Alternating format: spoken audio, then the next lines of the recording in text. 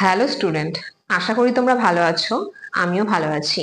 চলে এলাম তোমাদের ফার্স্ট সেমিস্টার মেজর বেঙ্গলি আরো একটি নতুন ক্লাস নিয়ে। আজ আমার আলোচনার বিষয় হচ্ছে তোমাদের ফার্স্ট সেমিস্টার মেজর বেঙ্গলির দ্বিতীয়ার্ধ অর্থাৎ পদাবলী সাহিত্য থেকে বিদ্যাপতি। বিদ্যাপতি নিয়ে আমি তোমাদের এর আগেও আলোচনা করেছি, সেটা ছিল আমার প্রথম পর্ব। আর আজ এটা হচ্ছে দ্বিতীয় পর্ব।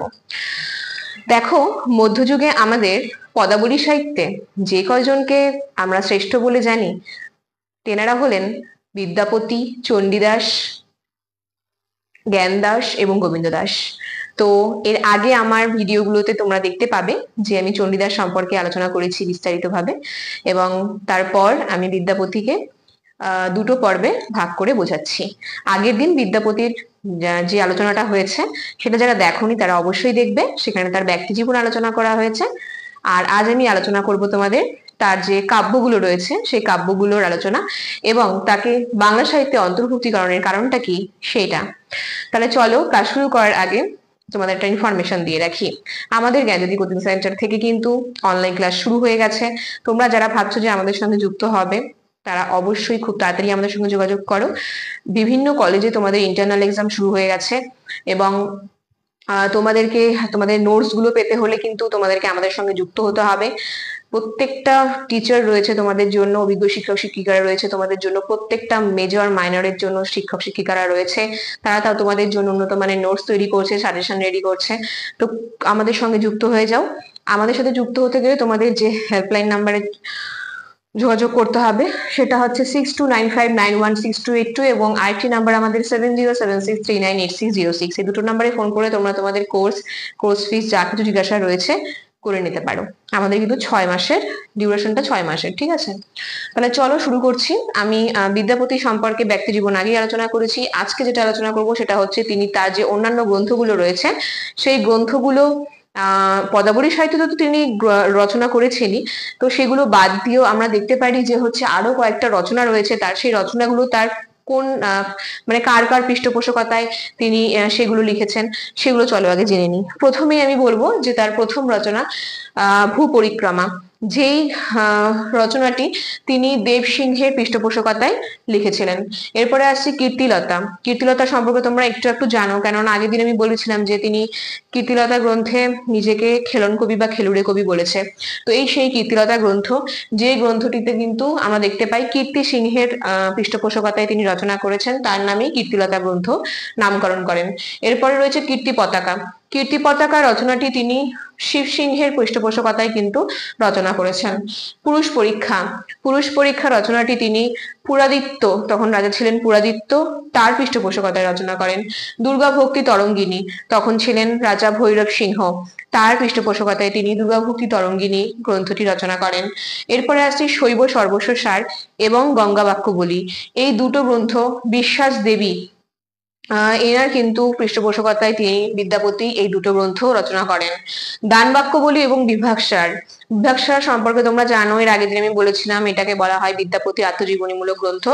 তো দান বাক্যবলী এবং বিভাগসার এই দুটি গ্রন্থ কিন্তু বিদ্যাপতি, নরসিংহ ও ধীরমতি এই দুজনের পৃষ্ঠপোষকতায় কিন্তু রচনা করেছেন।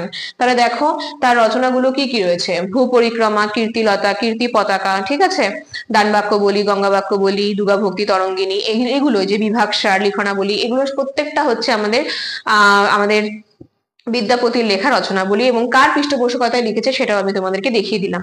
চেষ্টা করবে আমার ক্লাসগুলো ভালো মতো দেখার এবং বোঝার, এবং তোমরা যদি খাতা পেন নিয়ে বসো তাহলে আরো সুবিধা হয়। এবার আমি আলোচনা করব তোমাদের সামনে বিদ্যাপতিকে বাংলা সাহিত্যে অন্তর্ভুক্তিকরণের কারণ কি। তো এটা আলোচনার আগে তোমাদেরকে একবার বলে রাখি, যারা আমার ক্লাস তোমরা নিয়মিত দেখছো ফার্স্ট সেমিস্টারের স্টুডেন্টরা, তাদেরকে অনেক অনেক অভিনন্দন এবং শুভেচ্ছা জানাচ্ছি। যারা আমার আগের ভিডিওগুলো দেখছো না, অর্থাৎ দেখোনি, ফার্স্ট সেমিস্টারের যে মেজর 1 রয়েছে তোমাদের, যা কিছু বাংলা সাহিত্যের ইতিহাসের মধ্যযুগের যা কিছু আলোচনা আছে সবকিছু বিস্তারিত আলোচনা করা হয়েছে।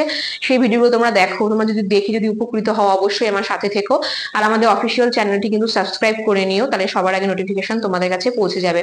আর আমার ভিডিওগুলো যদি তোমাদের ভালো লেগে থাকে অবশ্যই লাইক কমেন্ট শেয়ার করে আমাদের পাশে থেকো। তাহলে এবার আমি আলোচনা করবো তোমাদের সামনে যে বিদ্যাপতি তো বাঙালি ছিল না, তাহলে বিদ্যাপতিকে কেন বাংলা সাহিত্যে অন্তর্ভুক্তিকরণ করা হলো, ঠিক আছে। দেখো, বিদ্যাসাগর বাঙালি ছিলেন না ঠিকই, কিন্তু তার বিশেষ বিশেষ কিছু কারণ রয়েছে যার জন্য বাংলা সাহিত্যে তাকে অন্তর্ভুক্তিকরণ করা হয়েছে।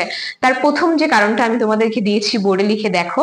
তার প্রথম কারণটা হচ্ছে মিথিলা ও সেই সময় আর কি, সেই সময়কালে মিথিলা এবং বাংলার যে একটা সাংস্কৃতিক ঐক্য, সেই সাংস্কৃতিক ঐক্যটা ছিল, যে কারণে কিন্তু বিদ্যাপতিকে বাংলা সাহিত্যে অন্তর্ভুক্তিকরণ করা হয়েছে।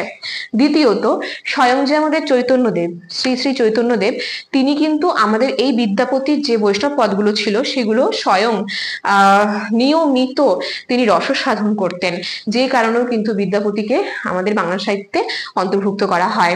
তৃতীয়ত, পরবর্তীতে যে বৈষ্ণব পদগুলো ছিল সেই বৈষ্ণব পদগুলোতে বিদ্যাপতির পদের যে একটা প্রভাব সেটা পড়েছিল যথেষ্ট পরিমাণে, সেই কারণেও কিন্তু বিদ্যাপতিকে বাংলা সাহিত্যে অন্তর্ভুক্ত করা হয়। চতুর্থত, বাঙালির ঐকান্তিক চেষ্টায় এতটাই বাঙালি ভালোবেসেছে আমাদের বিদ্যাপতিকে যে তার পদগুলো তাদের দ্বারা অর্থাৎ বাঙালিদের দ্বারা কি হয়েছিল, সেগুলো সংরক্ষিত হয়েছিল এবং সেই পদগুলো রক্ষিত হয়েছে, যে কারণে কিন্তু আমরা বাংলা সাহিত্যে বিদ্যাপতিকে অন্তর্ভুক্ত হতে দেখি। এরপরে আছে পঞ্চমত। পঞ্চমত আমি যে কারণটা দিয়েছি সেটা হচ্ছে, আমরা জানি জয়দেবের গীত গোবিন্দম, গৌরচণ্ডীদাসের শ্রীকৃষ্ণ কীর্তন। তো জয়দেব এবং শ্রীকৃষ্ণ কীর্তন, এই এনাদের পরে রাধাকৃষ্ণ বিষয়ক যে পদ রচনা হয়, সেই কথা কাহিনীগুলো সেগুলো বিদ্যাপতির পদ রচনায় পাওয়া গেছিল। এবং এদের পর অর্থাৎ গৌরচণ্ডী দাস এবং গোবিন্দ দাসের যে পদগুলোর পরে আমরা বিদ্যাপতির পদে যে রাধাকৃষ্ণ বিষয়ক পদগুলো পেয়েছি, এতটাই সুমধুর আর এতটাই সুন্দর যে আমরা বাঙালিরা ছিলাম একেবারেই প্রিয়, মানে বিদ্যাপতির পদগুলোতে আমরা কিন্তু তাকে শ্রেষ্ঠত্বের একটা আসনে বসিয়েছি, এবং যেটা আমাদের বাঙালিদের কাছে ছিল অনেক প্রিয়, ওই পদগুলো ছিল আমাদের কাছে অনেক ভালোবাসার, অনেক মধুর এবং অনেক প্রিয়। এই সব কারণগুলোর কারণেই কিন্তু আমরা দেখতে পাই যে বিদ্যাপতিকে বাংলা সাহিত্যে অন্তর্ভুক্ত করা হয়েছে। তাহলে দেখো, আজ আমি তোমাদের সামনে আলোচনা করলাম তোমাদের ফার্স্ট সেমিস্টারের বিদ্যাপতি সম্পর্কে। এটা ছিল আমার দ্বিতীয় পর্ব।